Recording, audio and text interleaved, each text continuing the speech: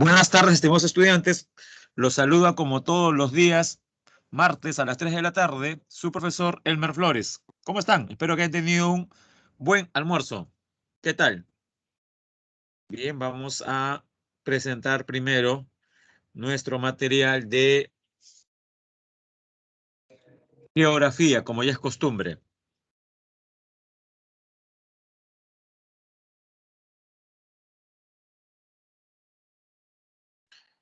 A ver, vamos a ver. Esperemos algunos segundos para ubicar el material. Mientras, les hago recordar que hoy día veremos la situación de los principales lugares que albergan gran biodiversidad. Buenas tardes, Astrid. ¿Qué tal? Tanto a nivel mundial como nacional. Ahora sí, vamos a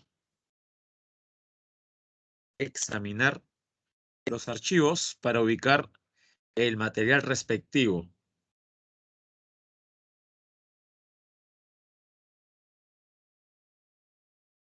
Semana 12, no se olvide.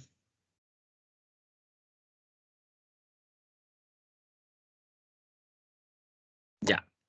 Un gran favor.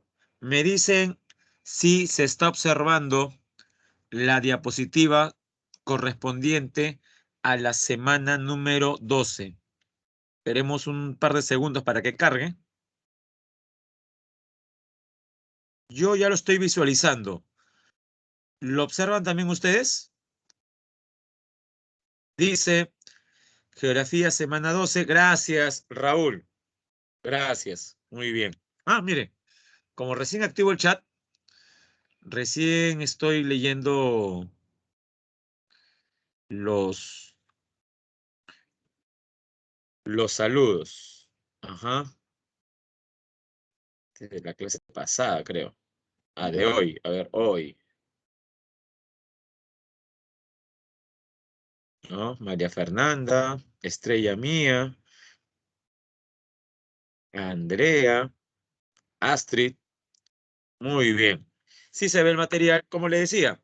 Primero veremos, analizaremos la situación de dos reservas de biodiversidad, la Amazonía y la Antártida, sus características, sus amenazas, y qué tratados internacionales han firmado para su salvaguarda. Luego veremos la situación a nivel nacional. ¿Qué organismo adscrito al MINAM tiene como objetivo preservar, proteger las áreas naturales protegidas? Y dentro de estas áreas, ¿cuál es la clasificación? ¿Cómo se dividen? Y después veremos las áreas de reconocimiento internacional, ¿no? Declaradas así por la UNESCO. Bien, jóvenes, comencemos entonces.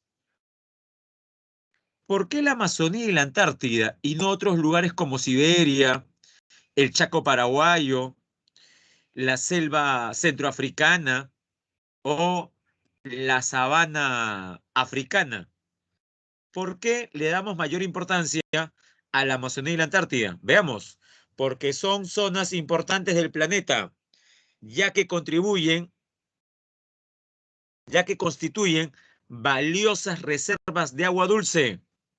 En el caso de la Amazonía, nos referimos a agua dulce ¿en qué estado? Cuando decimos, jóvenes, que la Amazonía es una importante reserva de agua dulce, está claro que nos referimos al agua dulce en estado ¿qué? En el caso de la Amazonía, ¿en estado líquido o en estado sólido? En estado líquido, claro, en estado líquido. Los ríos, tanto el Amazonas como sus afluentes. Y cuando nos refiramos a la Antártida, está claro que nos referimos a que es la principal reserva de agua dulce, en estado líquido o en estado sólido.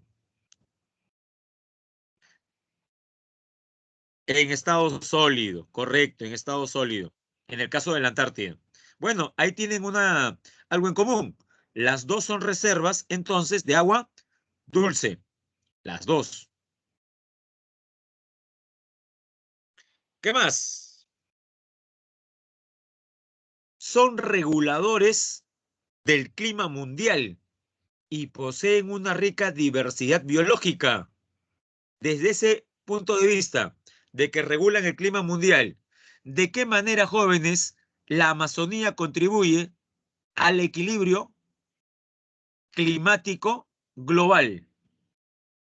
Se suele decir, se suele decir que la Amazonía es el que más grande del mundo, haciendo alusión a un órgano del sistema respiratorio. Siempre se lee, siempre se escucha que la Amazonía es uno de los principales ¿qué? Del planeta, tomando en cuenta que emite oxígeno y captura dióxido de carbono. Correcto, Camila. Es el pulmón, ¿no? Se dice, no es el pulmón más grande del planeta, la Amazonía. Bueno, no es tan correcto ello, pero sí podemos aceptar que se diga que la Amazonía es uno de los principales pulmones del planeta. Ahora usted dirá, ¿qué, profe? ¿No es así? ¿Existe alguna parte del mundo que emita más oxígeno que la Amazonía? Por supuesto. A ver, los que aquí son tromes en biología y en química, donde encontramos, muy bien, Reinaldo, perfecto. Ajá. Jóvenes, los océanos emiten mucho mayor oxígeno que la Amazonía. Pero claro, le dirá, profe, no sea abusivo, pues. ¿Cómo va a comparar los océanos y su tamaño con la Amazonía, que es pequeña? Bueno, desde ese punto de vista puede ser. Pero la pregunta, ¿cuáles son las principales fuentes de emisión de oxígeno? Sería un error decir que es la Amazonía. En todo caso, sin contar los océanos, jóvenes, sin contar los océanos, ¿dónde encontramos al pulmón más grande del planeta? Ahí sí sería correcto. Sin contar los océanos, ¿cuál es el pulmón más grande del planeta? Ahí lo puede escribir y sería correcto. ¿Qué respondemos entonces? Sin contar los océanos, ¿cuál es el pulmón más grande del planeta? A ver, esperamos algunas respuestas. La selva amazónica, la Amazonía. Así es, María Fernanda. ¿Se ha entendido esto último? Repito, yo sé que es muy demagogo popular escuchar que la Amazonía es el pulmón más grande del planeta. ¿Se suele decir eso, sí o no?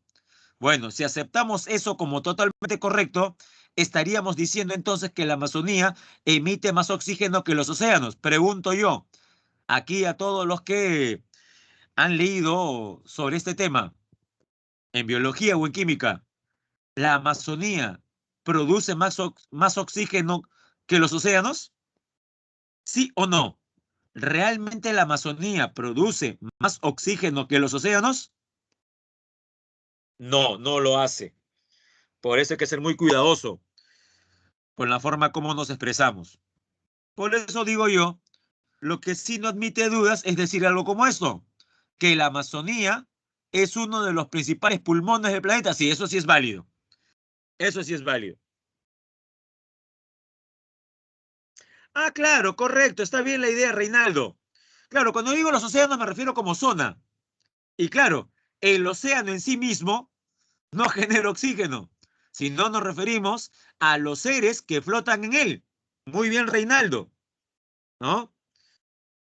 Claro, es el fitoplancton oceánico el que produce oxígeno.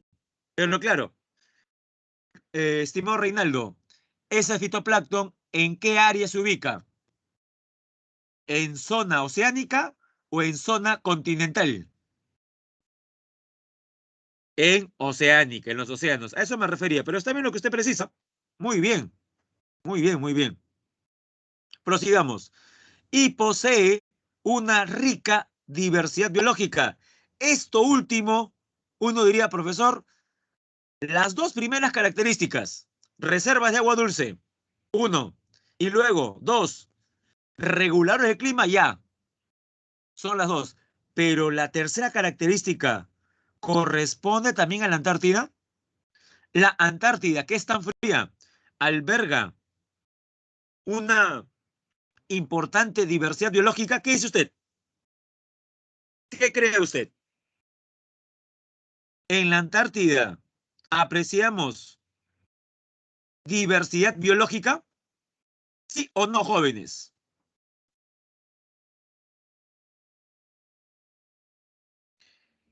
Estrella dice que no, a manera de pregunta.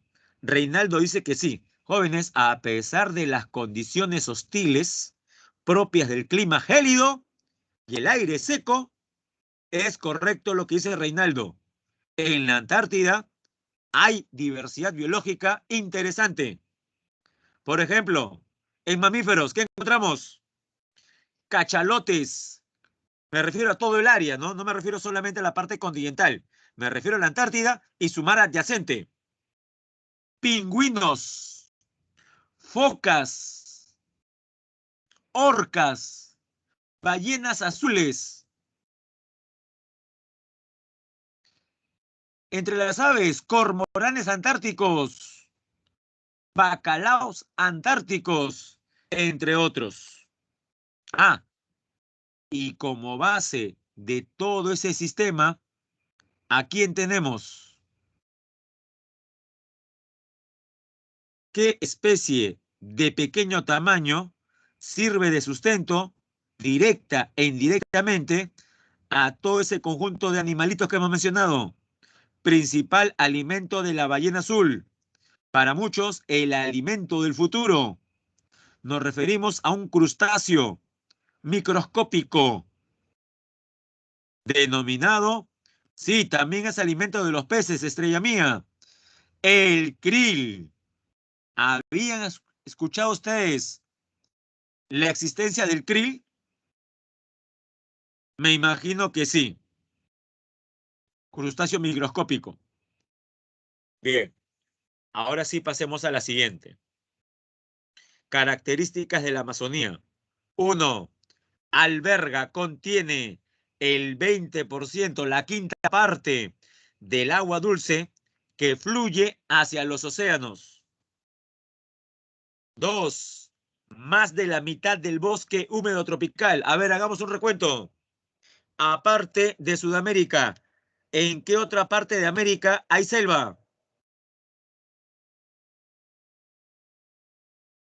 ¿En qué otra parte de América hay selva, jóvenes, aparte de la Amazonía?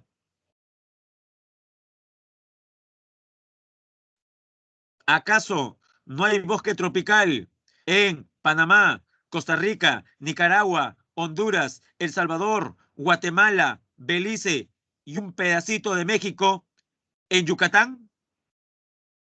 Tanto así que Chichen Itzá, pirámide maya, ¿acaso no llama la atención también por el denso bosque tropical que lo cubre? Conclusión. ¿Dónde también entonces encontramos selva, aparte de Sudamérica, jóvenes? Está fácil. Jóvenes, les he dicho, Nicaragua, Costa Rica, Honduras, El Salvador, Guatemala, América Central. Gracias, Carla, ya me estaba asustando ya. Aparte de Sudamérica, encontramos selva en Centroamérica. Ahí van dos, la Amazonía y Centroamérica. ¿En África hay selva o todo es sabana? ¿En África hay selva? La zona de África por donde se traza la línea ecuatorial, por ejemplo, ¿es bosque tropical? ¿Sí o no? ¿Hay selva en África, jóvenes? ¿O solamente hay sabana? A ver, esperamos respuestas. La pregunta es sencilla, con dos claves nada más, dos alternativas. Si en África hay o no selva, jóvenes. Uy, está con miedo. ¿Qué hacemos ahora? Ah, ya, menos mal. Nuevamente Carla al rescate. Sí, hay selva, es la selva del Congo, también llamada selva centroafricana. No lo olvide, la selva del Congo. Y para terminar, ¿dónde más hay selva? ¿En qué continente? ¿Recuerda su película Kung Fu Panda? ¿Recuerda su película El libro de la selva? Ya, en esos dos casos vemos animales como tigres, panteras, orangutanes, chimpancés, pandas gigantes. Correcto. Muy bien, estrella mía. En Asia, pero Asia es grande. ¿En qué parte de Asia? ¿En Rusia? ¿En Japón? ¿En Mongolia? ¿En Arabia Saudí? ¿En Irán? ¿En Irak? ¿En Emiratos Árabes Unidos? ¿O en Qatar, que hará el próximo mundial? ¿En alguno de los países mencionados hay bosque tropical? Rusia, Japón, Irán, Irak, Arabia Saudí, Emiratos Árabes Unidos, Qatar. ¿En alguno de los lugares mencionados de Asia hay bosque tropical? De nuevo, muchos se están demorando en responder algo sencillo. Estamos haciendo preguntas para que solamente responda sí o no. A ver, en los países mencionados, Rusia, Irán, Irak, Qatar, Arabia Saudí, Mongolia, no hay selva. En esa parte de Asia no hay selva. Entonces, ¿dónde? Ya, ¿dónde? En la India, en Bangladesh, en el sur de China, en Vietnam, Laos, Camboya, Tailandia, Malasia, Singapur, las Filipinas. Dígame, ¿qué parte de Asia es esa? Porque Asia es grande. Vamos, vamos de a poquitos. ¿Es norte o sur de África, jóvenes? Disculpe, ¿es norte o sur de Asia?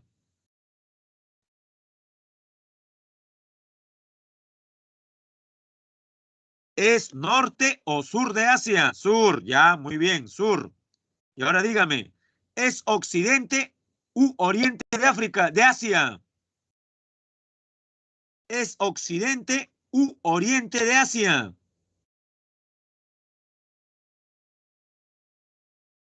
Cuando digo China, Filipinas, occidente, oriente. Oriente, oriente. Lo que en el mapa usted llama la derecha. Oriente. Cuidado, ¿ah? Occidente, oriente. Oriente. Ah, veo que varios aquí se confunden, ¿ah? Se confunden con los puntos cardinales. Ya, para que se den cuenta lo que están diciendo algunos o escribiendo. Cuando decimos países del lejano oriente, ¿en qué países asiáticos pensamos? ¿En Arabia o en China? Cuando decimos lejano oriente, China. Entonces, si digo China, Vietnam, Laos, Camboya, Tailandia, dígame, ¿qué parte de Asia entonces es? ¿Occidente u Oriente? ¿Occidente u Oriente, jóvenes?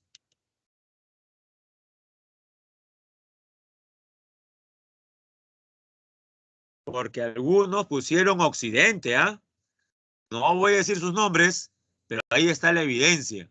Dijeron Occidente de Asia. Y no es así. Es Oriente. Pero lo bueno es que todos se han dado cuenta. Oriente. Sinónimo de Oriente. Sinónimo de Oriente.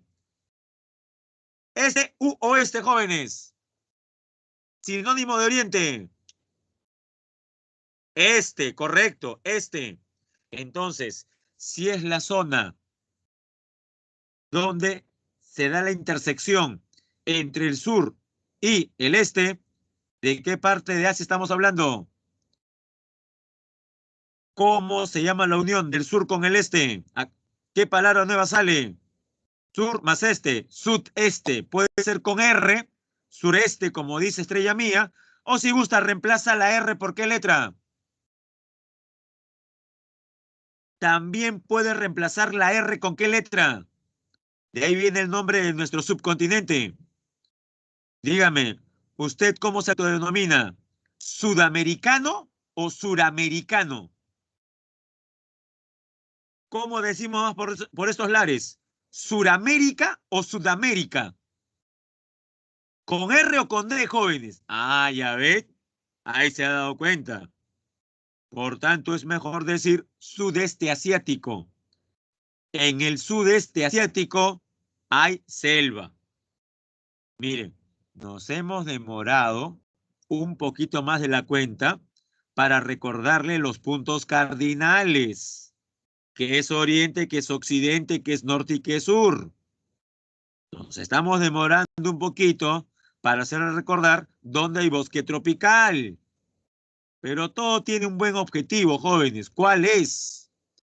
Que la Amazonía solita, ¿sí? Ah, y también Indonesia, estimada Andreita. Sí, también se me está olvidando Indonesia.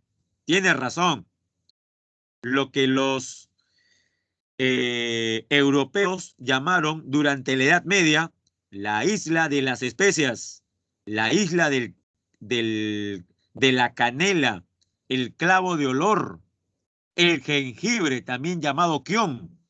Sí, gracias por hacerme recordar, Andrea. También está Indonesia. Pero con o sin Indonesia, está claro que nos referimos al sudeste asiático.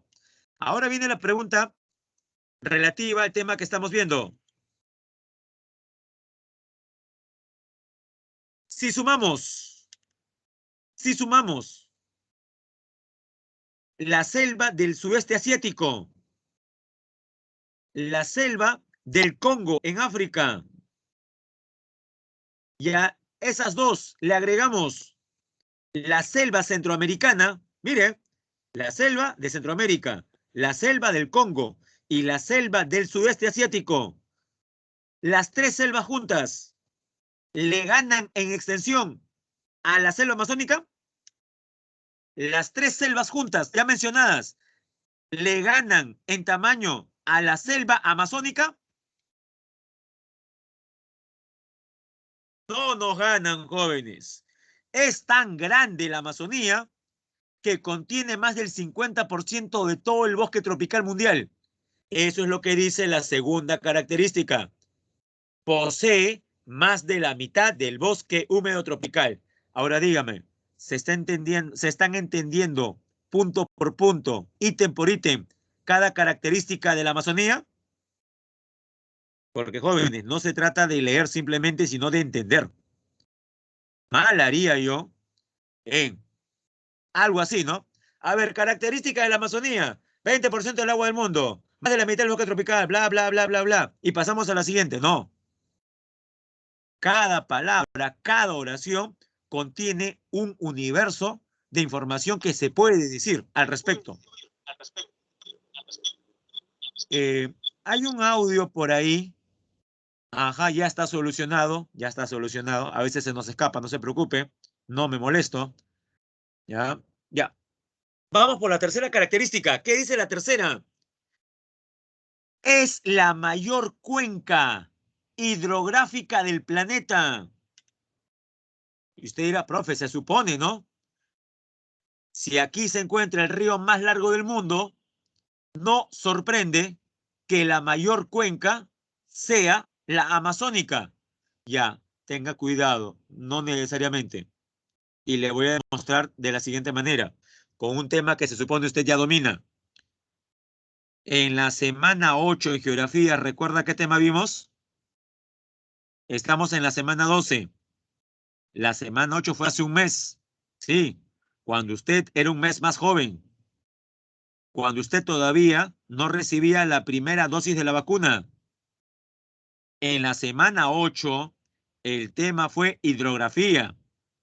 Y la mayor parte del curso de geografía aquella vez la ocupó, ¿no? La ocuparon las vertientes hidrográficas. En la vertiente del Pacífico.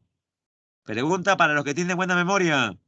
En la vertiente del Pacífico, ¿cuál es el río más largo? Esperamos respuestas. En la vertiente del Pacífico, ¿cuál es el río más largo? Nace en Puno, recorre Moquegua, pero desemboca en Arequipa. Muy bien, Daniel. El río Tambo. Perfecto. El río Tambo es el más largo de la vertiente del Pacífico. ¿Estamos bien? Ahora díganme, la cuenca del río Tambo. La cuenca, ya no hablo del río, hablo de la cuenca, del área. La cuenca formada por el río Tambo. ¿Es la más grande de la vertiente del Pacífico?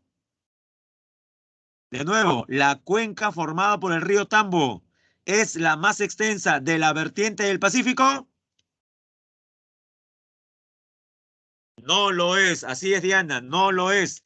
Profe, debería serlo. Bueno, por la extensión, de repente sí, por la longitud. Pero eso es solamente longitud. La cuenca abarca longitud por ancho, o sea, área. Entonces, tanto Diana como Raúl, que han contestado muy bien, diciendo que no, de repente nos pueden ayudar. ¿Cuál es entonces el río que forma la cuenca más extensa de la vertiente del Pacífico?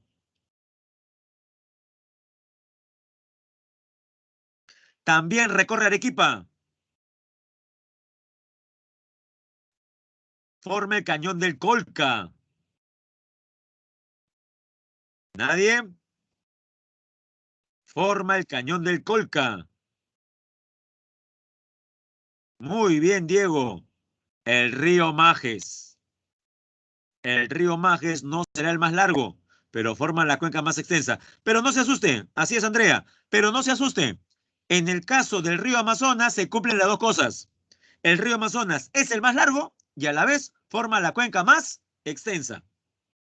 Hasta aquí, jóvenes, ¿se está entendiendo el recordatorio que estamos haciendo de otras semanas?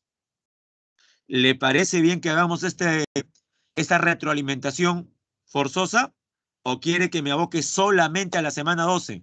Yo pregunto en todo caso. Es que puede haber aquí algún alumno o alumna que diga, profe, pero nos estamos demorando un poquito. Sí, yo lo sé, pero es mi opinión por si acaso. Creo yo de que no ayuda mucho estar avanzando muy rápido si algunos conceptos no están muy claros. Entonces, la mayoría ha dicho que sí. Está bien, perfecto. Como una especie de reforzamiento. Así es. Dado que no hay semana de repaso, sí, pues no existe una semana de repaso propiamente, previo al examen. Sería interesante eso, ¿no? Que haya una especie de repaso, ¿no? Pero bueno, no existe en el calendario repaso. Al menos podemos nosotros practicar con estos aspectos que desarrollamos con respecto a la Amazonía. Muy bien. Ah, y ya que hablé acerca de que el río Amazonas es el más largo y que forma la cuenca más grande del planeta, no se olvide que decimos que el río Amazonas es el más largo si es que lo medimos desde dónde. Si es que medimos al río Amazonas desde dónde.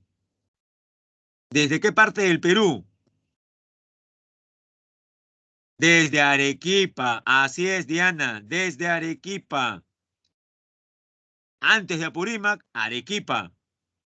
Sí, también pasa por Apurímac, es verdad, Diego Raúl. Pero si medimos desde Apurímac, creo que el Nilo nos alcanza. En cambio, midiendo desde su naciente más remota, se le gana al Nilo. ¿Recuerdan qué nevado de Arequipa?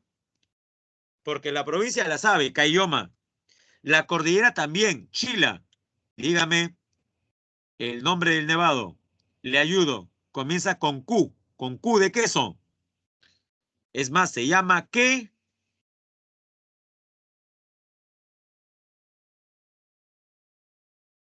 Ya, lo escribo, ¿ya? Ahí está, estrella mía, así es. ¡Qué wisha! ¿Correcto? Así como lo he escrito, estrella mía. Ya, claro, está con mayúscula, ¿no? Pero Estrella lo ha escrito rápido, pues. Quehuisha. Ese es el nombre del nevado donde se forma la primera molécula de agua que forma luego el río Amazonas, en la llamada quebrada de Apacheta. Bueno, eso es para recordar nada más la importancia del río Amazonas. Seguimos. Cuarta característica. Posee la mayor biodiversidad del planeta, o sea, la mayor diversidad en flora y fauna. Penúltimo, ya lo dijimos al inicio, es la región continental, o sea, no oceánica, que produce más oxígeno. Por eso decimos que la Amazonía es el ¿qué? ¿Lo comparamos con qué órgano? Es el pulmón, ¿no? O es uno de los pulmones más importantes del planeta. Y la última, si la Amazonía presenta una gran diversidad biológica, paisajística, natural, ello propiciará también una gran diversidad cultural. Esa diversidad natural será el estímulo para la existencia de también una gran diversidad cultural. Por supuesto, tomemos como referencia nuestra selva, nuestra Amazonía. ¿Dónde hay más lenguas? ¿En la costa, en la sierra o en la selva, jóvenes? ¿Dónde se hablan más lenguas? En la selva amazónica, en la Amazonía peruana. De las 48 lenguas autóctonas, ¿cuántas se hablan en la Amazonía? Le ayudo. En la sierra se hablan 4. ¿Qué queda? Si en la sierra son 4, entonces en la Amazonía tenemos un número total de, a la fecha, 44. Así es, 44. Recuerda de esas 44 lenguas, ¿cuál es la más hablada? ¿Cuál es la que tiene más hablantes?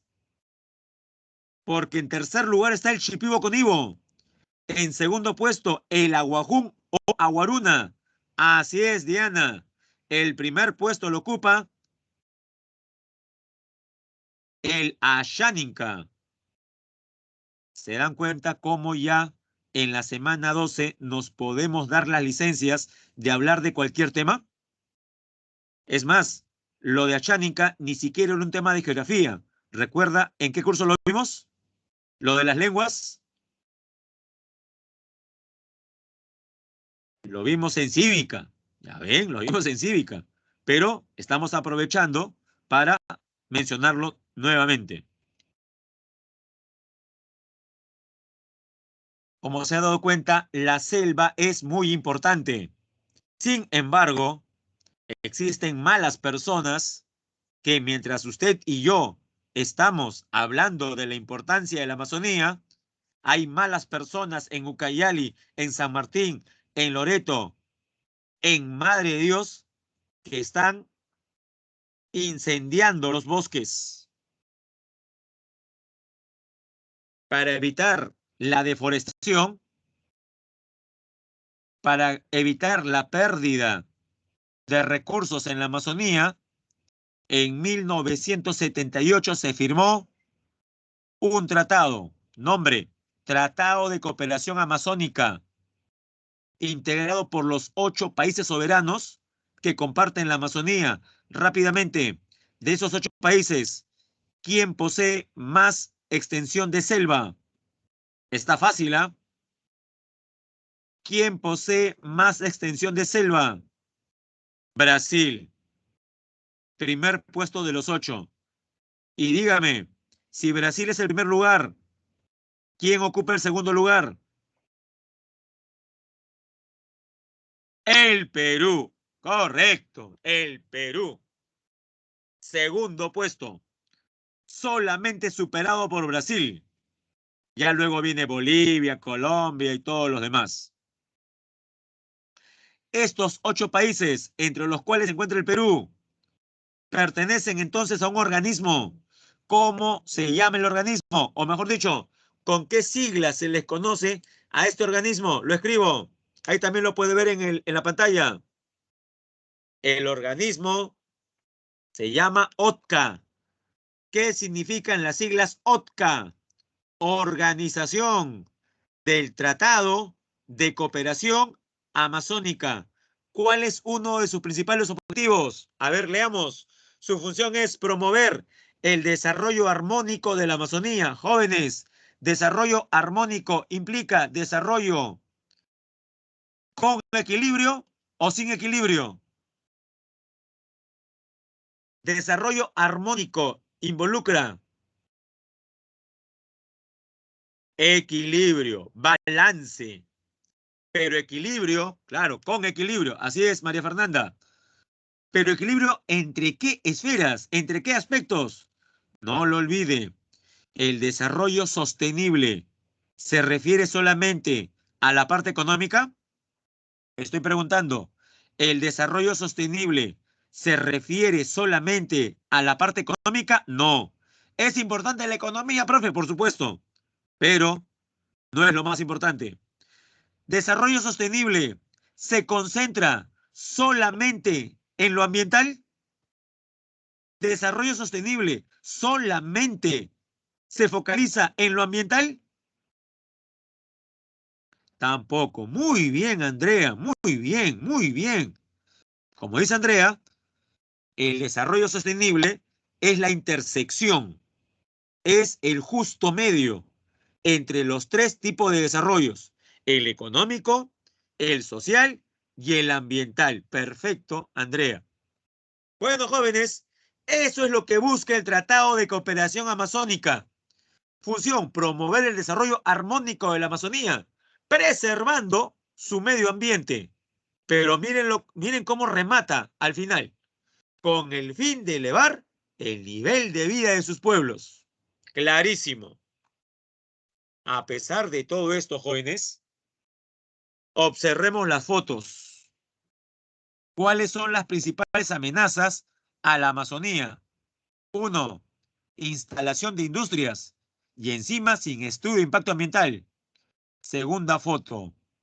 En la segunda foto, ¿logra usted ver las columnas de humo? ¿Logra ver el humo en la segunda foto?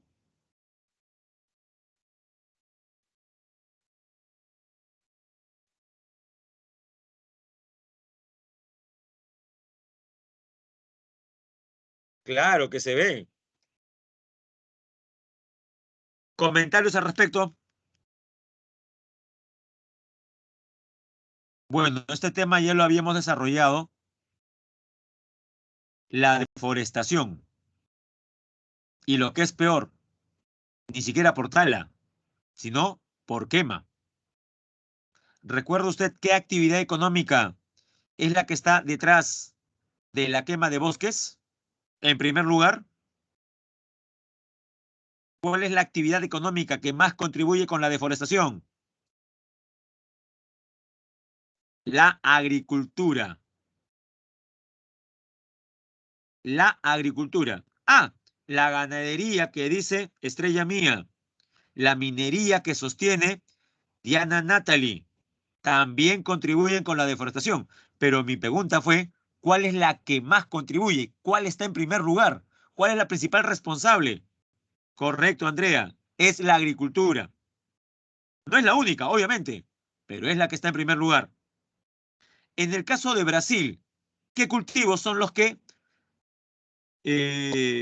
son los principales responsables de la deforestación de la selva en ese país? En Brasil, jóvenes, en Brasil. Recuerden que son realidades distintas. En Brasil, la soya. La soya, clave para la producción, fabricación de aceite vegetal, aceite de cocina. La caña de azúcar, la soya y la caña de azúcar. En cambio, aquí en el Perú, y ahora sí es correcto lo que usted ha escrito, Diego Raúl, en el caso del Perú, en zonas como el Brain,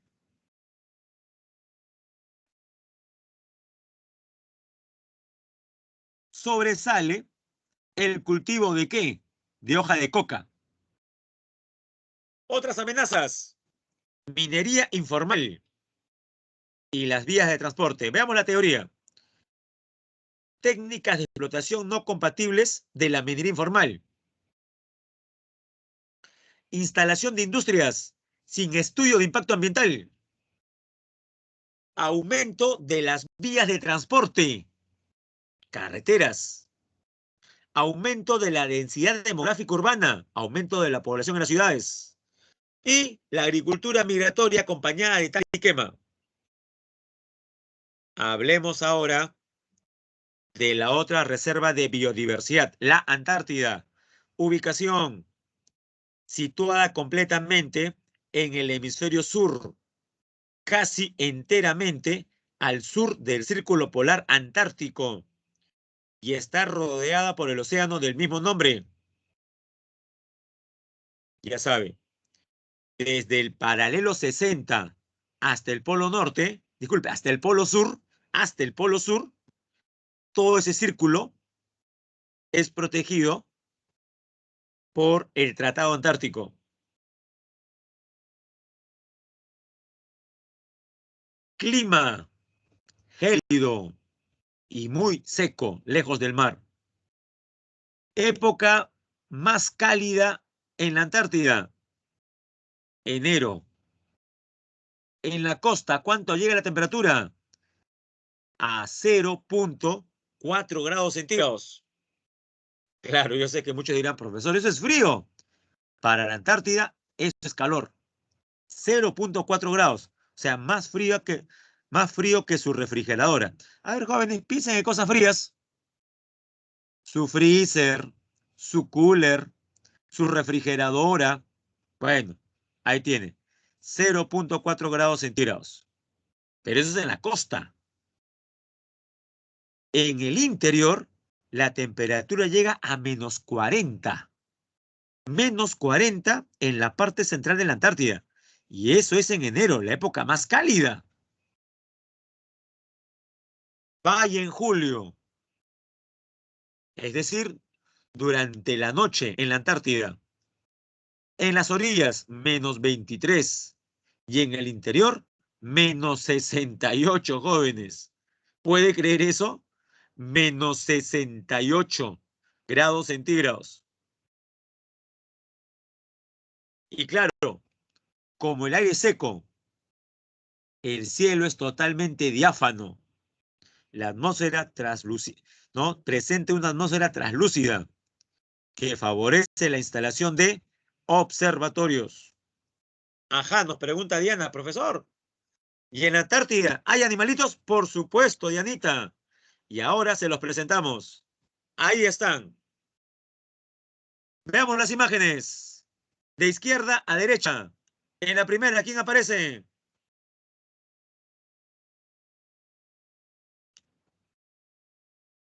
Mientras, Diego Raúl pregunta, profe, creo que en la Antártida tenían un periodo de luz y oscuridad de 6 meses. Correcto. No olviden que en las zonas polares prácticamente no hablamos de 4 estaciones, sino de 6 meses de día y 6 meses de noche. Ya que estamos hablando desde el punto de vista de la Antártida, ¿cuándo comenzó el día? Pregunta buena. Ya, le ayudo. El día en la Antártida comenzó el mes pasado recién. ¿Alguien se atreve a escribir en qué día de septiembre? Está fácil, ¿ah? Ya, ¿qué fecha de septiembre, Dianita? Te dirá, profe, tengo que champear. Son 30 posibilidades, desde el 1 hasta el 30. En realidad no habría que champear. Astronómicamente hablando, ¿cuál de los 30 días de septiembre es el más importante?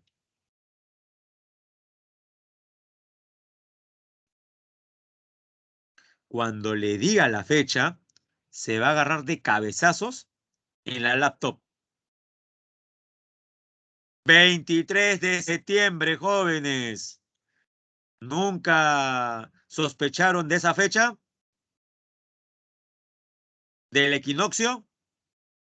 23 de septiembre. Es más, cuando las clases, la vida era presencial, en los colegios, ¿qué se celebraba por el 23 de septiembre? Varias cosas, ¿no? Inicio de los florales, las olimpiadas, día de la primavera, escogemos a la reina, cosa que no estoy de acuerdo, pero bueno, en colegios hacen eso, ¿no? Eligen a la reina, profesor de la primavera. ¿Y qué más? Celebran el día de la... Nuestro día, jóvenes. El día de la... Haciendo alusión a los estadios en la vida. Así es, Diana, el día de la juventud. Muchos dirán, profesor, no sabía la respuesta porque usted dijo nuestro día. Sí, jóvenes, nuestro día, el día de la juventud. No se vacile, ¿eh? Bueno, todo esto lo hago para que recuerde. El 23 de septiembre termina la noche en la Antártida y comienza el día. ¿Por cuánto tiempo?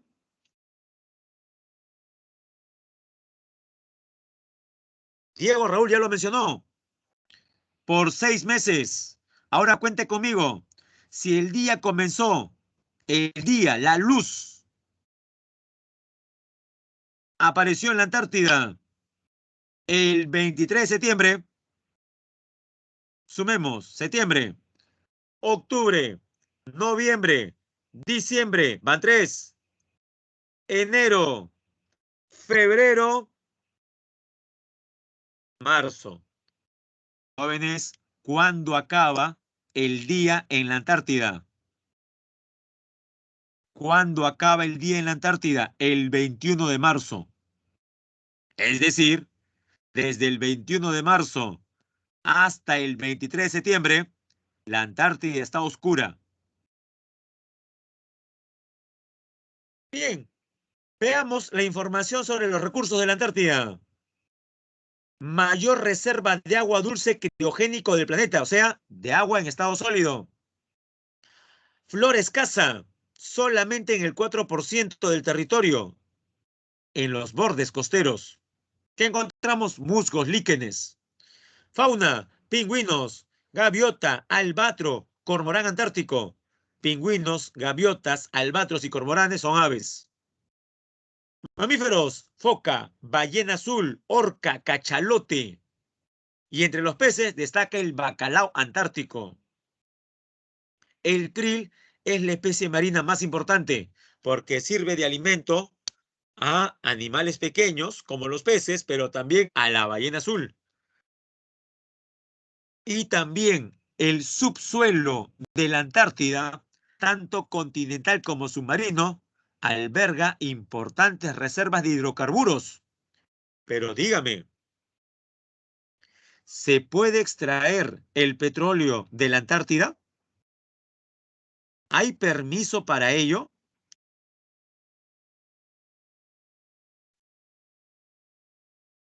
Ah, ya. Andrea pregunta, profesor, pero si son 6 meses exactos, debe ser de 23 a 23, ¿no?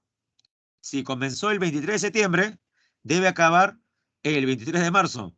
Sí, es verdad, Andreita, pero recuerde lo siguiente, no todos los meses tienen la misma duración.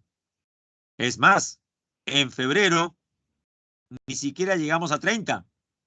¿Recuerda? Y eso también toma en cuenta que hay años que son bisiestos. O sea, hay un ajuste que hacer. Claro. No es tan matemático. Es más, ¿ah? No sé si ustedes que ahora están más o mejor informados que nuestra generación, porque jóvenes, yo me imagino que ustedes, aparte de tener agregados en el Facebook, en el Instagram o hasta en TikTok a sus amiguitos y amiguitas, deben tener también o deben seguir a páginas como las de el Cenami, el IGP, el INDECI, Diario El Peruano, medios de comunicación, la BBC de Londres, el New York Times en español, El País de España, RT en español. Pregunto, ¿es mucho pedir ello a un alumno de estos tiempos? Además, no cuesta nada, ¿no? Solamente tiene que entrar a la página, a la página de Facebook del CENAMI, del CERNAM, del MINAM, del MINCUL, de la PCM y poner su like, su manito arriba. Basta que usted diga que le gusta la página del CENAMI y ¿qué es lo que va a ocurrir desde ese momento? Cuando usted abra su Facebook, le aparecerá o no información sobre el tiempo meteorológico. Si usted le pone me gusta al Instituto Geofísico del Perú, ¿le aparecerá o no como información datos sobre sismos como el ocurrido ahora en la mañana? ¿Recuerda? ¿Sintió el sismo de la mañana? ¿O es tan insensible que ya ni eso siente ya? Era, profe, sí. Mi corazón es muy duro, profe. Ya no siento nada ya. Mentira. Ustedes, me imagino, se han dado cuenta que hubo un sismo en horas de la mañana. ¿Ya ven? Ah, muy bien, Andrea. Imagino que muchos hacen eso. Hay que seguir esas páginas. Es información gratuita. Hay que hacerlo.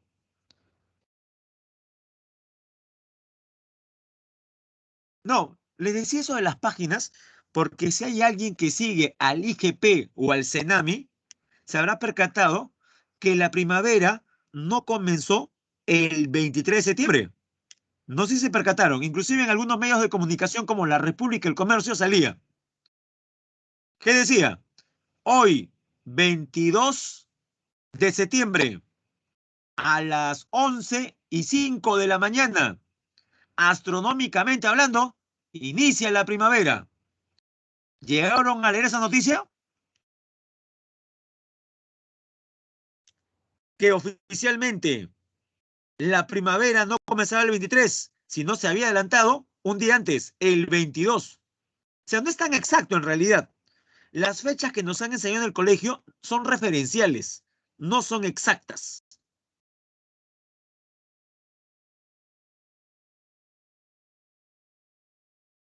Bien.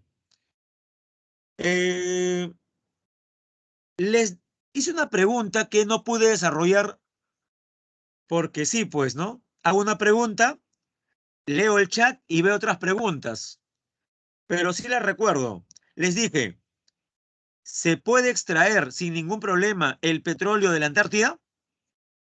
¿Hay permiso para ello? Y creo que había leído algunas respuestas ya preliminares. ¿Cuáles? No se puede, está prohibido. Sí, está prohibido. Pero, ¿quién lo prohíbe? ¿O qué lo prohíbe? Un tratado. ¿De qué tratado estamos hablando, jóvenes? ¿De qué tratado estamos hablando? Veamos entonces, del Tratado Antártico, así es. Ahí está, Tratado Antártico, firmado en 1959. ¿Dónde? En la capital de Estados Unidos. ¿Quiénes lo firmaron? Solamente 12 países que actualmente serían los miembros signatarios, o sea, los de mayor peso. Profe, ¿cuáles son estos países? Ya, espero que usted sepa identificar banderitas. Sí, jóvenes, en este curso, en esta clase, también hay que saber sobre banderas. Dígame, ¿cuántos círculos de banderas vemos en el gráfico?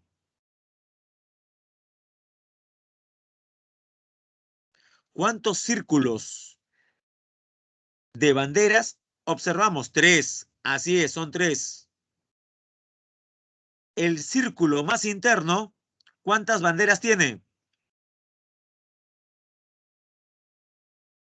12. Correcto, Rosaura, 12. Y 12, ¿a qué nos hace recordar? ¿Qué hemos leído hace un momento? ¿Cuántos son los miembros signatarios? Los que fundaron el Tratado Antártico, 12 también. Jóvenes, el primer círculo corresponde a los signatarios. ¿Está en ese círculo el Perú? ¿Ve alguna bandera blanquirroja en el primer círculo? No. Profe, no puede ser. ¿Pero aparecemos en algún círculo? sí aparecemos en el segundo, en el central. Profe, ¿y eso dice algo? Por supuesto. El segundo círculo, ¿a qué países corresponde? A países, a miembros consultivos. Esa es la categoría que tiene el Perú en el Tratado Antártico. Somos miembros consultivos. ¿Qué significa eso? Tenemos voz y voto. Y el último círculo es el tercer nivel. En el tercer nivel, ¿a quiénes tenemos? A los miembros adherentes. Es decir, aquellos que tienen voz, pero no tienen qué. A ver, complete eso. Los adherentes, tercer círculo, tienen voz, pero no tienen qué. No tienen voto. Ajá. Tienen voz, pero no tienen voto.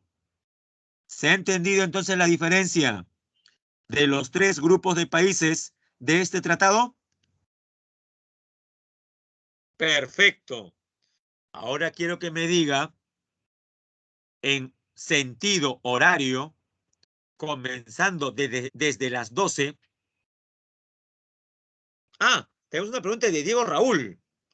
Profe, ¿y el segundo, donde estamos nosotros, consultivos, y el primero, signatarios, en qué se diferencian principalmente?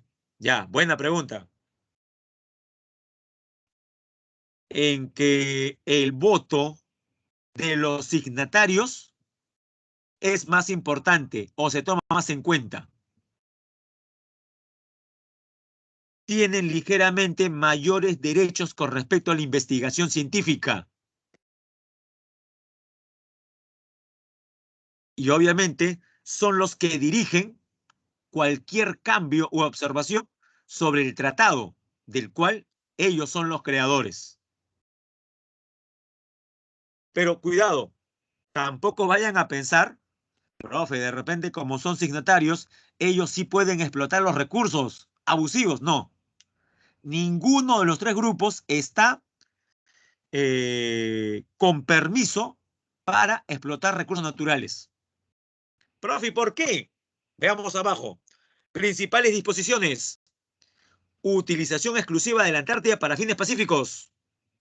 Libertad de investigación científica y la cooperación hacia ese fin. 3. Intercambio de observaciones de resultados científicos entre las partes, o sea, entre los miembros, entre los países. Ah, y casi se me olvida, este tratado entró en vigencia 2 años después de su firma, es decir, en 1961. Como estamos 2021, ¿cuántos años han pasado de esta entrada en vigencia, jóvenes? ¿Cuántos años han pasado exactamente desde la entrada en vigencia del Tratado Antártico? Restemos 2021 menos 1961. ¿Qué número nos da? A ver, a no ser que las aritméticas el día de hoy tengan inconvenientes. La respuesta es 60 años. Correcto, Diana. 60 años. Pero de entrada en vigencia. 62 de la firma del tratado. Bueno, no falta mucho, ¿no? Este 1 de diciembre se celebran 62 años de la firma del Tratado Antártico. ¿Y dónde nos quedamos? ¿Cuáles son estos 12 países? Ya, en sentido horario. ¿Quién aparece primero? Argentina. Ya, al costado, ¿quién está? Australia. ¿Quién sigue? Bélgica. Al costado de Bélgica. Por si acaso, no es la bandera de Texas, ¿ah? Algunos se vacilan. Profe, Texas. No, no es Texas, se parece, ¿no? Luego de Bélgica, ¿vemos la bandera de qué país? ¿No lo reconoce? Pensé que sí. Chile, así es, Chile. De Chile, Francia. Luego, Japón, Nueva Zelanda, Noruega, Rusia. Aunque cuando firmó el tratado, lo hizo con el nombre de ¿qué? Recuerde la época, 1959. En ese año, quien firmó fue la Unión Soviética, la URSS. Bueno, lo que queda ahora es Rusia, ¿no? Sudáfrica, Reino Unido, ¿y el último cuál es? Y el último de ese círculo, ¿cuál es? Estados Unidos. Correcto. Actualmente, el Tratado Antártico está formado por 54 países. Sí, 54. 30 años después de la entrada en vigencia del Tratado Antártico, o sea, en el 91, se firmó el protocolo al Tratado Antártico sobre protección al medio ambiente. ¿Dónde? En Madrid. Por eso también le llaman Tratado de Madrid. ¿Y qué dispuso este tratado? Bueno, reforzar la prohibición de extracción en la Antártida. La Antártida es una reserva natural consagrada a la paz y a la ciencia. Se aprobó una serie de principios con el fin de protegerla de cualquier actividad que pudiese ser un impacto perjudicial. El Perú y la Antártida, como les decía, el Perú se adhiere en el 81. 8 años después adquiere el carácter de miembro consultivo. Correcto, Andrea. Sí, a eso me refería. Lo dije muy rápido de repente. Como el Tratado Antártico se firmó en 1959, obviamente el Estado que lo firmó fue la Unión Soviética. Cuando la Unión Soviética se disolvió en 1991, todos los acuerdos que habían sido firmados por la Unión Soviética pasaron a ser responsabilidad de Rusia. Por ejemplo, la creación de la ONU fue o tuvo a Rusia o a la URSS como uno de los estados. Entre los estados que crearon la ONU, sabemos que están, ¿no? Francia, Reino Unido, China, Estados Unidos, pero sale la Unión Soviética. Cuando esta se disuelve, ese lugar va a ser ocupado por Rusia. Espero que eso haya podido, un poco ayudar, señorita Andrea. Pero sí, es correcto lo que usted dice. Sí, no se olviden, hasta diciembre del 91 existió un gran territorio, un gran estado, grande por territorio me refiero, llamado Unión Soviética, la URSS, la Unión de Repúblicas Socialistas Soviéticas. No se imagina el trauma en el que quedaron muchos marxistas a nivel mundial. Quedaron como viudas. Hasta ahora conozco yo gente que llora por la desaparición de la Unión Soviética, su utopía, su norte, su estrella de Belén. Correcto. Ahora, lo que sí es verdad, Andrea, ya que usted menciona sobre el tema, es que el mundo estaba más balanceado, como que una potencia o una superpotencia requiere que haya otra para un equilibrio mundial. La Guerra Fría no es otra cosa sino que la corroboración de un mundo bipolar. Con la caída de la URSS pasamos a un mundo unipolar, donde una potencia omnímoda y omnipotente, cual si fuera Dios llamado Estados Unidos, comenzó a hacer y deshacer a lo largo del planeta. Bueno, ya lo hacía en la Guerra Fría, imagínense, sin la Unión Soviética como contención. Pero lo dejo ahí, me voy a emocionar y voy a seguir hablando sobre el tema. Ahí lo dejamos. Bien, contamos con una base científica, la estación Machu Picchu, en la isla Rey Jorge. Existe un organismo especializado en el tema, el Instituto Antártico Peruano, el INAMPE, que depende del Ministerio de Relaciones Exteriores. Y jóvenes, hace buen tiempo ya mandamos a jubilar a nuestro barquito, el Humboldt. Y ahora quien va hasta la Antártida con las expediciones es el VAP Carrasco, que es más moderno. Las expediciones reciben el nombre de ANTAR. Y ahí tiene 3 fotos. La de la izquierda, la base Machu Picchu. En la derecha, el VAP Carrasco. Y en el centro, en una sola toma, los dos. Ya para terminar, jóvenes, la parte de geografía, veamos las ANPs, las áreas naturales protegidas, espacios continentales y o marinos del territorio nacional, reconocidos, establecidos y protegidos legalmente por el Estado. Representan poco más del 17% del territorio nacional. En la actualidad existen 75 ANPs. Creo que dice 76, ¿no? Bueno, es 75, jóvenes, en realidad. 75 ANPs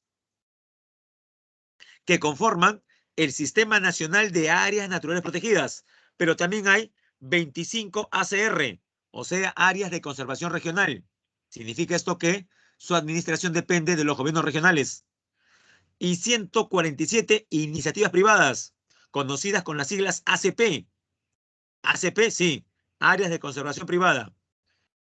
Las 75 ANPs son administradas por esta institución, adscrita al MINAM, el Servicio Nacional de Áreas Naturales Protegidas por el Estado, siglas CERNAM.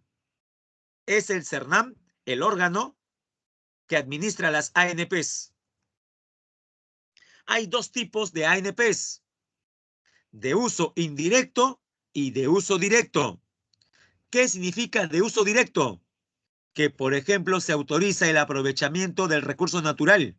Ejemplo, todos hemos visto reportajes televisivos que en Pampa Galeras, Ayacucho, ¿se puede o no trasquilar a la vicuña?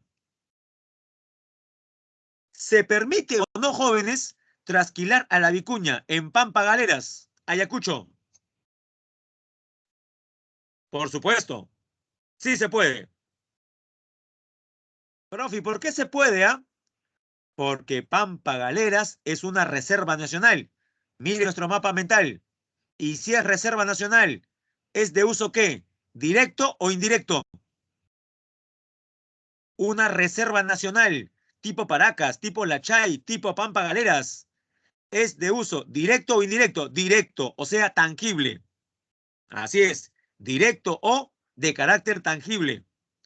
En cambio, ve al otro lado, una vicuña, pero ahora, dentro del Parque Nacional Huascarán, ¿podrá ser trasquilada por los comuneros?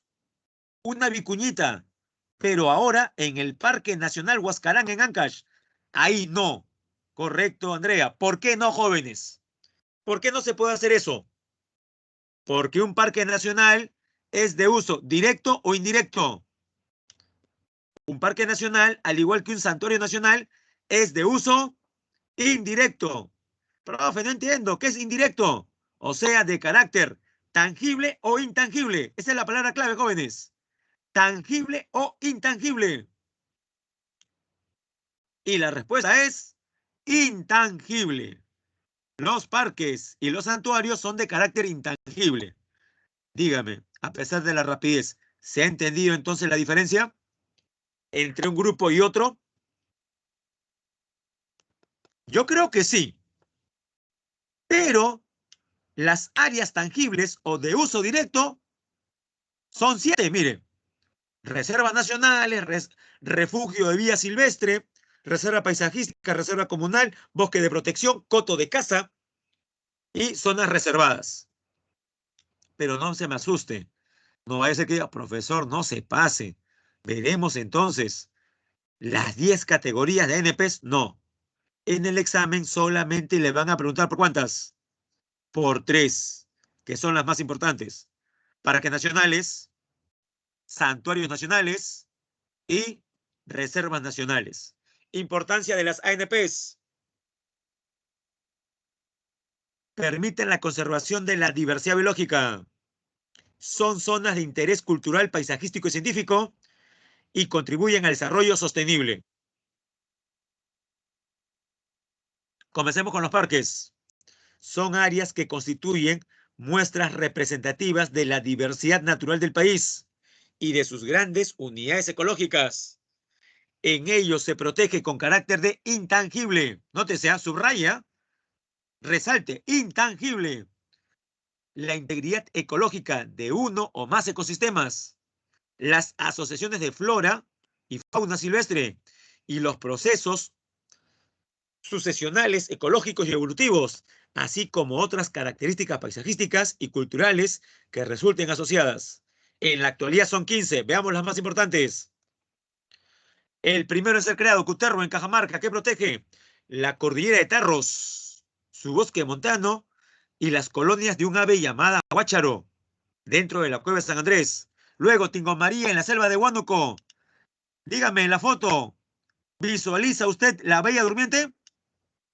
¿Se ve la Bella Durmiente, jóvenes? Claro que se ve.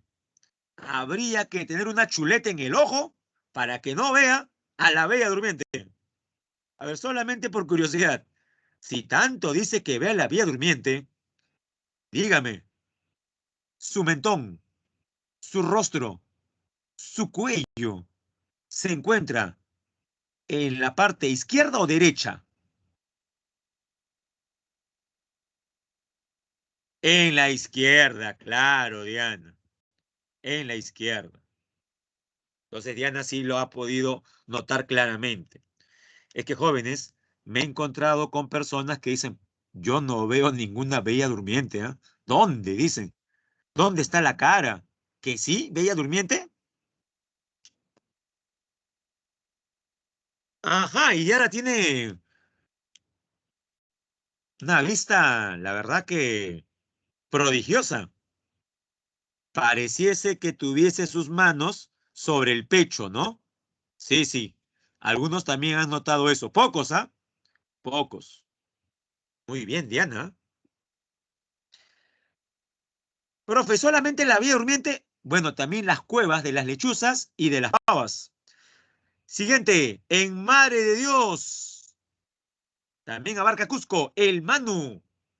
Es el área natural más conocida del Perú en el mundo. Siguiente, en Ancash, Huascarán. Protege rodales de Puya Raimondi y bosques de queñuales, como el queñual que sale en la foto. Además, animales como el cóndor y el gato andino. Cerros de Amotape, entre Tumbes y Piura. Protege el bosque seco. Y también animales como la nutria, el cocodrilo de Tumbes, el cotomono o mono aullador. En la imagen, la pava blanca. Disculpe, la pava de monte, la pava de monte. Luego, Parque Nacional Río Abiseo, en San Martín. Contiene restos del gran pajatén, cultura de chachapoyas. En la foto, el mono chorro de cola amarilla. El Parque Nacional y ANP más grande del Perú se ubica cerca de la frontera con Brasil, entre Madre de Dios y Ucayali, Alto Purús, que protege el bosque húmedo tropical, al lobo de río, charapas, guacamayos y en la foto, el guacamayo verde de cabeza celeste. Mire esa belleza. Verde, pero de cabeza celeste. Otros parques nacionales. Yanachaga Chemillén en Pasco. Protegemos un árbol llamado Ulcumanu y aves como el tucán, el gallito de las rocas y la pava de monte. Bajoaja Sonene, en Madre de Dios, protege sabana de palmeras principalmente. Último, Cordillera Azul, la más interdepartamental de las ANPs, porque abarca 4 departamentos, Loreto, Ucayali, Huánuco y San Martín, que protege, como en la foto, el oso andino o de anteojos. También guacamayos, águilas, pavas de monte, nutrias y sajinos. En cuanto a formación de vegetales, bosque montano y bosque de colina, abundantes palmeras. Ahora, los santuarios nacionales son áreas de uso indirecto, o sea, también intangibles. A diferencia de los parques, se protege el hábitat de una especie o de una comunidad de la flora y fauna, así como las formaciones naturales de interés científico y paisajístico. En otras palabras, jóvenes, los santuarios son mucho más focalizados en la protección de una especie que los parques, que abarcan más. Se permite el turismo, la investigación científica. Principales, Guayay, en Pasco, que se protege principalmente el bosque rocoso. Calipuy, en la Sierra de la Libertad, la Puya Raimondi. Ampay, en Apurímac, la única conífera en el Perú, Intimpa o Romerillo. En Cusco, Megantoni, 10 zonas de vida silvestre. Y también contiene al Pongo de Mainique, lugar sagrado para la etnia Matsigenga. Manglares de Tumbes. Bueno, hemos hablado bastante sobre esta zona. Se protegen langostinos, conchas negras, cocodrilo de Tumbes y el osito manglero, o sea, el hormiguero. Lagunas de Mejía, muy cerca de la desembocadura del río Tambo, en Arequipa. Totorales, pantanos, monte ribereño y más de 200 aves, entre migratorias y residentes. Tenemos ahí a los flamencos o parihuanas. Reservas nacionales, finalmente. Son ANPs de uso directo. Aquí sí se puede aprovechar el recurso. Principales, la Chay, en la región Lima. Principalmente lomas y la fauna que alberga. Calipuy, profe, repetida. Pero Calipuy como reserva protege principalmente guanacos. Tambopata en Madre de Dios. Guacamayos. El armadillo gigante. Y otros animalitos como el lobo de río. Pampa, galeras, bárbara de Aquile. Vicuñas, fundamentalmente. Pacaya sabiri en Loreto. El delfín rosado o delfín cabeza de botella, también llamado bufeo. Charapas, monos, paiches. Salinas y Aguada Blanca, ¿dónde? En Arequipa. Protegemos aquí, en cuanto a plantas, queñuales y yaretas. Y en animales, parihuanas o flamencos, vicuñas, tarucas. La taruca es una especie de venado. Más reservas. Paracas en Ica. Importante comunidad de lobos marinos. También encontramos lobos marinos y pingüinos en San Fernando, Ica. Eso es en la parte sur, Marcona. Y una de las últimas a ser creada, la Reserva Nacional Dorsal de Nazca, que es netamente marina, que protege animales como la pota, el perico, el bonito, el jurel, tiburón azul, pez espada, atún de aleta amarilla, caballa, entre otros. Y la UNESCO, cuando hace lo mismo a nivel mundial, le denomina a estas áreas que tienen que ser preservadas como reserva de biosfera. Son áreas geográficas representativas que se caracterizan por ser sitios en los que se valora y protege su biodiversidad. Funciones de una RB, de una reserva de biosfera. 1. Conservación de los ecosistemas. 2. Fomento del desarrollo económico y humano sostenible. Y 3. Servir de ejemplos de educación y capacitación en cuestiones de desarrollo sostenible. En el Perú hay 5 reservas de biosfera. En las fotos podemos ver 3. La primera foto, Reserva de Biosfera del Noroeste, Amotape Manglares. La segunda foto, Gran Pajatén, en San Martín. Y la tercera, Oxapampa, Ayanin Cayanecha, en la selva central. Por último, la UNESCO también está a cargo de la defensa de la protección del patrimonio mundial natural. Son lugares de la Tierra con un valor excepcional. Gracias a la Convención de Patrimonio Mundial, ratificada por 190 países, estos sitios naturales gozan de asistencia técnica y económica para combatir las amenazas que los aquejan. La lista de patrimonio mundial incluye en la actualidad 1.073 sitios. La mayoría son culturales, 206 naturales y solamente 35 mixtos. Problema número 1, jóvenes, rapidísimo. Problema 1. El MINAM resaltó que los gobiernos de Estados Unidos y Noruega apoyan nuestros esfuerzos en las acciones de conservación y manejo sostenible de nuestros bosques tropicales. Medidas de este tipo, orientadas a la preservación, garantizan que la Amazonía nos siga proporcionando servicios ambientales como ¿qué? ¿Qué servicios ambientales nos da la Amazonía? 1. La provisión, o sea, la emisión de CO2 y la captura de oxígeno. ¿La primera es correcta, jóvenes? ¿La primera es correcta? No, es al revés. La Amazonía es importante para nosotros porque libera oxígeno y absorbe CO2. Claro, tenga cuidado con este tipo de oraciones. Está al revés, ¿ah? La primera es falsa. 2. El mantenimiento de la estructura natural del suelo verdadero. Porque cuando deforestamos, el suelo queda a expensas y se desertifica. 3. La regulación del ciclo del agua y la recarga del agua subterránea. Verdadero. Y 4. ¿Será importante la Amazonía porque emite gases de efecto invernadero? Al revés, absorbe CO2. Jóvenes, hay clave de clave. En la 1, ¿cuál es la letra a marcar? La B. 2 y 3, así es. 1, la B. Ya, le resumo la pregunta. Se menciona que se ha encontrado petróleo en la Antártida. Y al final dice, estos recursos, determina el valor de verdad. 1. La explotación de recursos solo la pueden realizar miembros signatarios. ¿Verdadero o falso, jóvenes? La primera, el tratado se refiere al de Madrid, del 91. Refuerza el carácter prohibitivo de su extracción. Verdadero. Es un reforzamiento. Falso. Nadie puede realizar extracción de este tipo. 2. El protocolo. 3.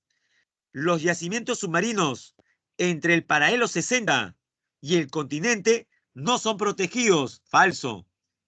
Desde el paralelo 60. En relación a lo contemplado por el Tratado Antártico sobre la situación hacia el punto 90, hay protección. Y 4. La actividad extractiva es viable si hay estudio de impacto ambiental. También es falso. Jóvenes, todas son falsas, menos una. La segunda. Por eso marcamos la C. ¿Ah? Por eso marcamos la C. 3. El jefe del CERNAM afirma que en los alrededores del Santuario Nacional Megantoni, los comuneros cultivan cacao en forma sostenible. ¡Qué bueno!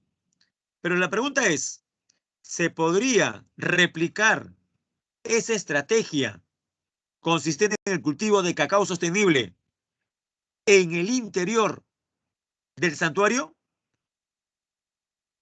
¿Se puede hacer lo mismo dentro del santuario? No. ¿Por qué? Muy bien, Camila. No. ¿Por qué? ¿Qué dice la D? No, porque esta ANP presenta carácter intangible, dado que es un santuario.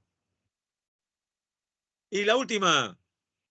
Claro, correcto, Diana, es indirecto, pues, intangible o indirecto.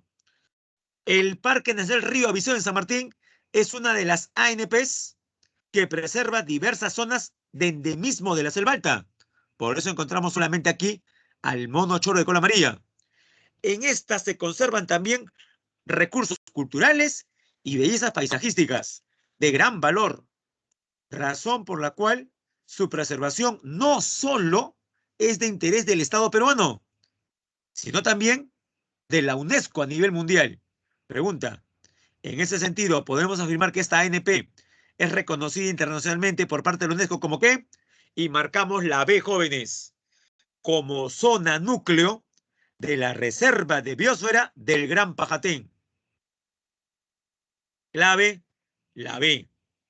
Si no pudo copiar, ahí están las respuestas.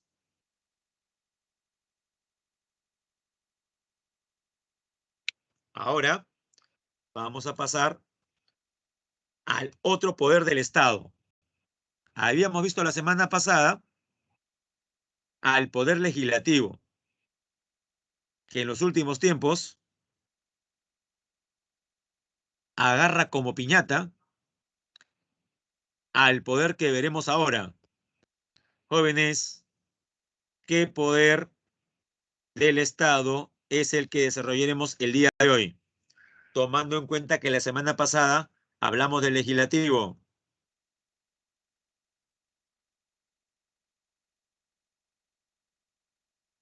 Bueno, ahí lo tiene, el Poder Ejecutivo. ¿Y qué entes conforman el Ejecutivo? Veamos.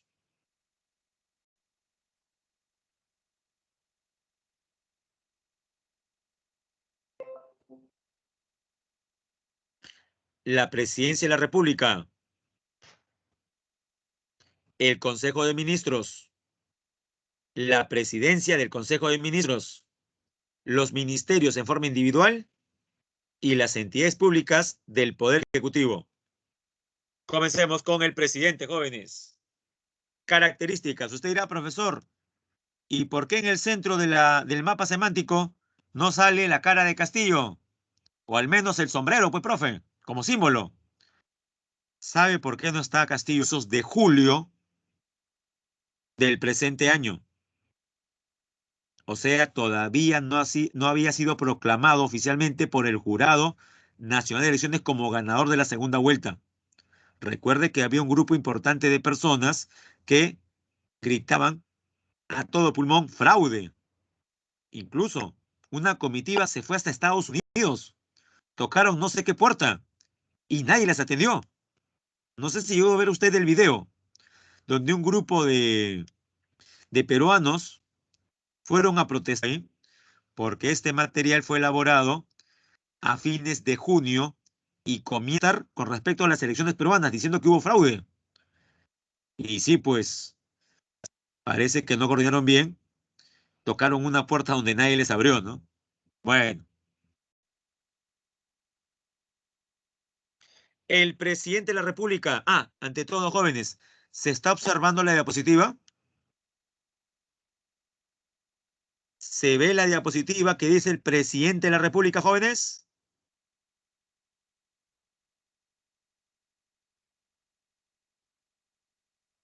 Ya, como nadie escribe, es que no se estaba viendo. Ya, sí se ve. Perfecto. Ya, entonces, características del presidente de la República. Uno, es el jefe del Estado. También es jefe supremo de las Fuerzas Armadas y de la PNP, de la Policía Nacional del Perú. Para ser elegido requiere tres requisitos. Es muy similar al de los congresistas. ¿Dónde está la variación, jóvenes? ¿Dónde está la diferencia con respecto a los requisitos que se le pide para ser congresista? Solamente en la edad. Para congresista, recuerda, 25 años a más. Para presidente, ¿cuánto sería? Para presidente,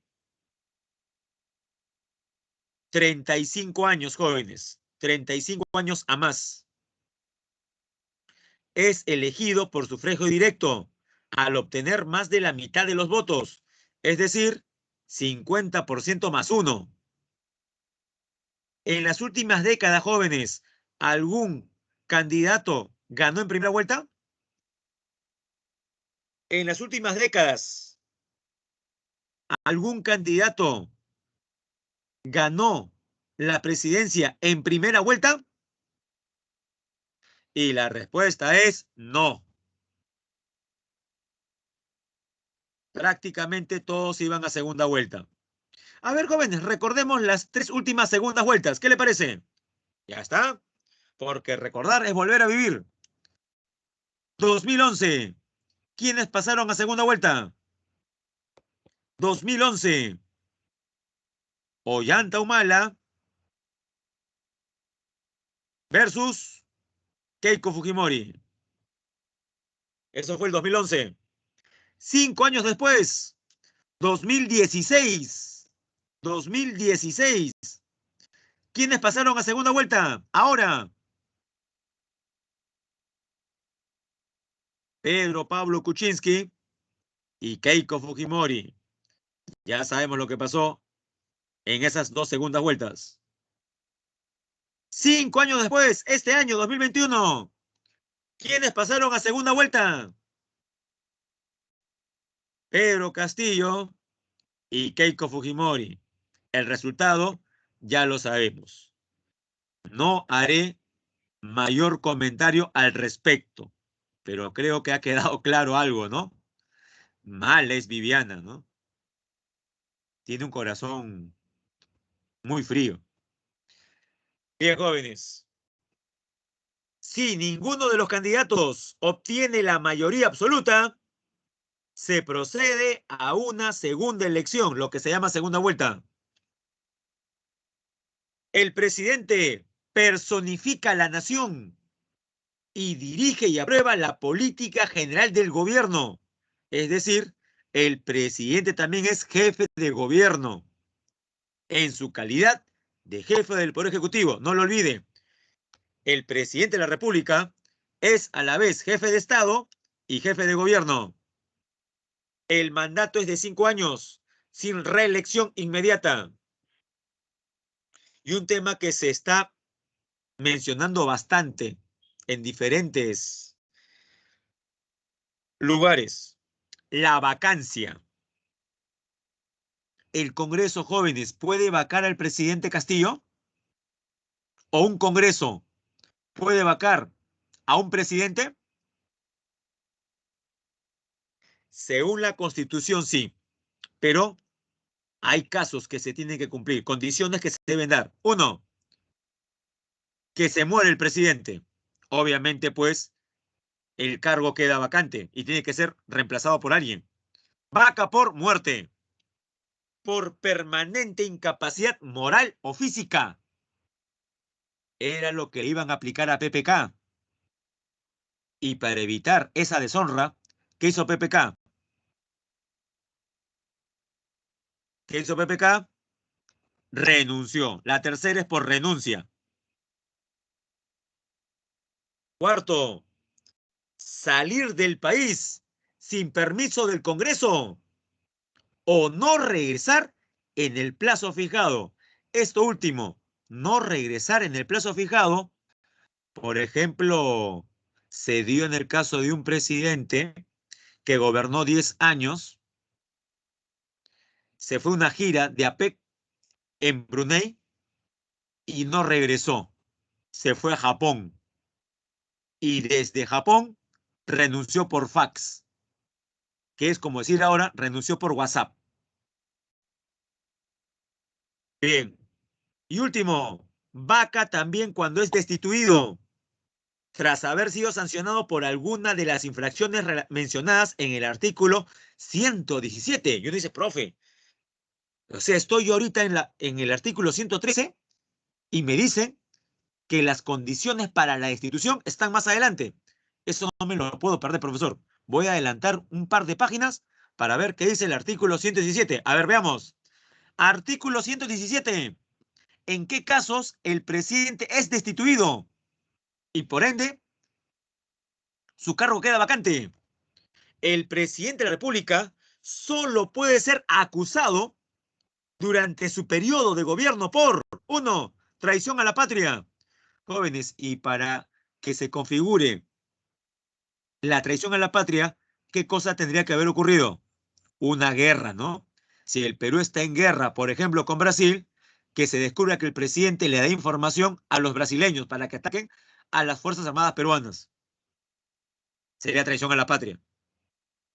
O sea, es bien difícil, prácticamente imposible, que un presidente pueda ser destituido por traición a la patria, porque la condición sería que haya guerra, ¿sí o no? Si no hay guerra, no hay traición a la patria. Dos, impedir que hayan elecciones. Por ejemplo, tal año tocan elecciones en tal mes y el presidente busca la manera de impedir las elecciones, las posterga. Tres, disolver el Congreso. Profe, pero Vizcarra lo hizo y no le pasó nada. Bueno, Vizcarra lo hizo legalmente porque esperó que el Congreso censure 2 gabinetes ministeriales. Cuando el Congreso censura, no le da la confianza a 2 gabinetes ministeriales, automáticamente el presidente podría disolver, si cree conveniente. O sea, si disuelve el Congreso ilegalmente, puede ser destituido. Y también por impedir su reunión o funcionamiento, o los del Jurado Nacional de Elecciones y otros organismos del sistema electoral. Funciones del presidente de la República. Como le mencioné, el presidente es a la vez jefe de Estado y jefe de gobierno, o sea, jefe del Poder Ejecutivo. En todas partes del mundo, una misma persona es jefe de Estado y de gobierno. Pregunto, ¿entró en todos los estados del mundo? ¿Una misma persona es a la vez jefe de Estado y de gobierno? Responda, por favor. Espero sus respuestas.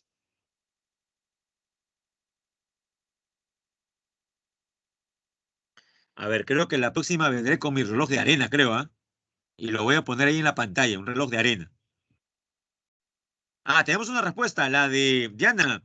Diana dice que sí, aunque en duda, como con signo de interrogación. Correcto, Diana. Ejemplo, Reino Unido. ¿Recuerda la frase, el rey reina, pero no gobierna? El rey reina, pero no gobierna. ¿Recuerda eso? Por supuesto. Ya, ahí está el ejemplo. Jóvenes, cuando decimos el rey reina, pero no gobierna, ¿se está o no separando las dos funciones? Claro que sí. La reina o el rey pasaría solamente a ser ¿qué? ¿Jefe de Estado o jefe de gobierno?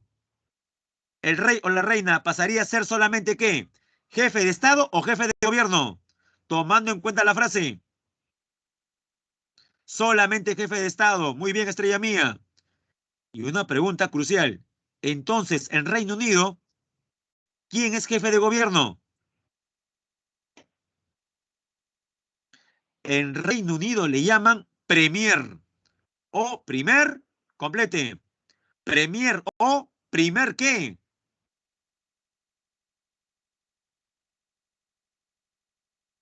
Primer ministro. En Reino Unido, jefe de gobierno es el primer ministro. Pregunta, ¿en el Perú también pasa eso? El primer ministro, antes, Guido Bellido, ahora, primera ministra, Mirta Vázquez. Ahora, Mirta Vázquez, ¿es jefa de gobierno? ¿Sí o no? Estrella dice que no. A ver, ¿alguien más? La actual primera ministra, ¿es jefe de gobierno? No. Sería en todo caso, ¿qué puesto? En el gobierno, ¿qué número sería?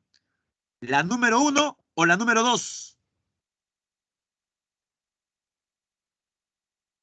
Sería el número 2. Porque el número 1, ¿quién es? El presidente de la República. Funciones como jefe de Estado. A ver, veamos. Cumplir y hacer cumplir la Constitución y los tratados, leyes y demás dispositivos. 2. Representar al Estado dentro y fuera del país. 3. Velar por el orden interno. Para eso cuenta con la PNP. Y la seguridad exterior. Por eso es jefe supremo de las Fuerzas Armadas. Velar por... Bueno, ya lo dijimos. 4. Convocar a las elecciones de todo tipo. Convocar al Congreso, si así lo cree conveniente, a legislatura extraordinaria. Dirigir la política exterior y y las relaciones internacionales, conceder indultos y conmutar penas, cumplir y hacer cumplir las sentencias y resoluciones de los órganos jurisdiccionales del Poder Judicial, presidir el sistema de defensa nacional y declarar la guerra y firmar la paz. Esas son funciones como jefe de Estado. Ahora funciones como jefe de gobierno o jefe de poder ejecutivo. Mire la primera, clarísima. Dirige y aprueba la política general del gobierno. 2. Ejerce el derecho de iniciativa legislativa. Recuerden que el presidente, el ejecutivo, con permiso del Congreso, también puede legislar. Por el Congreso. Pregunto, ¿el presidente está obligado a promulgar toda ley que venga del Congreso? El presidente. 3. Observar o promulgar las leyes aprobadas. ¿Está obligado a aprobar toda ley que venga del Congreso?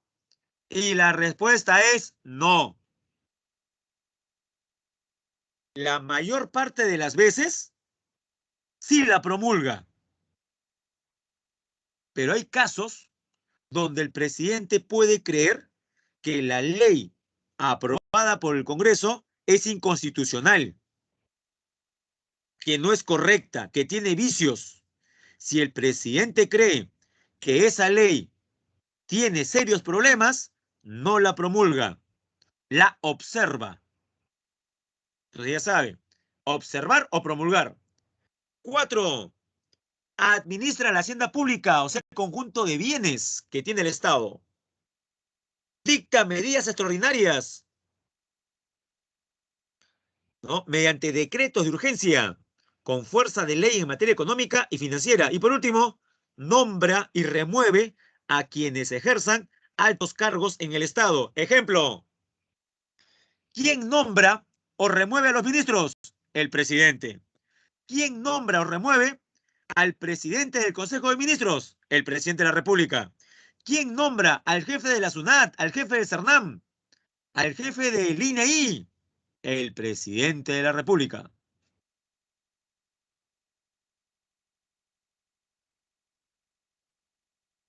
Claro, a través de los ministerios correspondientes. Ahora hablemos del Consejo de Ministros. Características, como indica su nombre, conformado por ministros y ministras, nombrados por el presidente de la República, conforme a la Constitución. Es presidido por el presidente del Consejo de Ministros. Alguien dirá, profesor, pero se sobreentiende, ¿no? Si existe un cargo llamado presidente del Consejo de Ministros, se supone que lo va a presidir. Ya, no suponga, jóvenes. Hay casos en los cuales el Consejo de Ministros no es presidido por el presidente del Consejo de Ministros. Dígame, ¿en qué ocasiones una sesión del Consejo de Ministros no es presidida por el presidente del Consejo de Ministros? Ahí se menciona. ¿Qué dice el tercer punto, jóvenes? Corresponde al presidente de la República presidirlo cuando lo convoca o asiste a sus sesiones. Jóvenes, confiese, ¿se ha entendido esta última parte? Esto último se ha entendido porque lo puedo explicar más sencillo también, ¿ah? Pero sí se ha entendido, ¿no? ¿Correcto? Ya, se ha entendido cómo estaba. Además nos gana el tiempo. Ah, ya, entonces Andrea pide el ejemplo más sencillo. Ya, ejemplo más sencillo. Hablemos con nombres. Mirta Vázquez, ¿qué es? Presidente del Consejo de Ministros, ¿correcto? Mirta Vázquez es actualmente presidente del Consejo de Ministros. Ya diré Mirta Vázquez entonces. Pedro Castillo, presidente de la República. Ya. Si Mirta Vázquez convoca a sesión del Consejo de Ministros, pregunto, ¿quién preside la sesión? Ella misma, porque es presidenta del Consejo de Ministros. ¿Estamos bien? Perfecto. Pero ¿qué pasa? ¿Qué pasa si asiste a esta sesión Pedro Castillo? Pregunto, una sesión del Consejo de Ministros que tenga a Pedro Castillo, presidente de la República, como parte de la sesión, en esa situación, ¿quién preside el Consejo de Ministros? ¿Pedro Castillo o Mirta Vázquez? A ver qué respondemos. Rápido, por favor. ¿Quién presidiría esa sesión del Consejo de Ministros? ¿Pedro Castillo o Mirta Vázquez? Y están los dos, jóvenes, están los dos. Pedro Castillo. ¿Correcto? Pedro Castillo preside la sesión del Consejo de Ministros. Porque es el presidente, pues. Pero ¿es muy común que el presidente esté en todas las sesiones? No, no es muy común. La mayor parte de sesiones se da sin el presidente. Espero que con esto último se haya entendido. Tiene a cargo la dirección y la gestión de los servicios públicos. Atribuciones.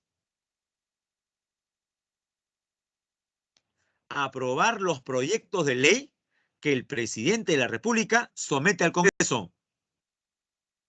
Aprobar los decretos legislativos y los decretos de urgencia que dicte el presidente de la República. Adoptar decisiones sobre asuntos de interés público. Si ellos tienen que aprobar lo que el presidente elabora. Ahora hablemos sobre la PCM. Presidencia del Consejo de Ministros. Responsable de la coordinación de las políticas nacionales, sectoriales y multisectoriales del Poder Ejecutivo. Coordina las relaciones con los demás poderes del Estado, los órganos constitucionales autónomos, gobiernos regionales, gobiernos locales y sociedad civil. O sea, es el enlace. El presidente del Consejo de Ministros es el enlace. Su máxima autoridad es el presidente del Consejo de Ministros. Ahora hablemos propiamente del presidente del Consejo de Ministros. Es, después del presidente de la República, el portavoz autorizado del gobierno. Coordina las funciones de los demás ministros. Y mire, esto es muy importante. Refrenda los decretos legislativos, decretos de urgencia y demás decretos y resoluciones que señalen la Constitución y la ley. Son nulos los actos del presidente de la República que carecen de refrendación ministerial. Pero es raro que ocurra eso, ¿no? Que el presidente del Consejo de Ministros le diga no al presidente de la República. Los ministerios son 18. ¿Y qué hacen? Diseñan, establecen, ejecutan y supervisan políticas nacionales y sectoriales, asumiendo la rectoría respecto de ellas.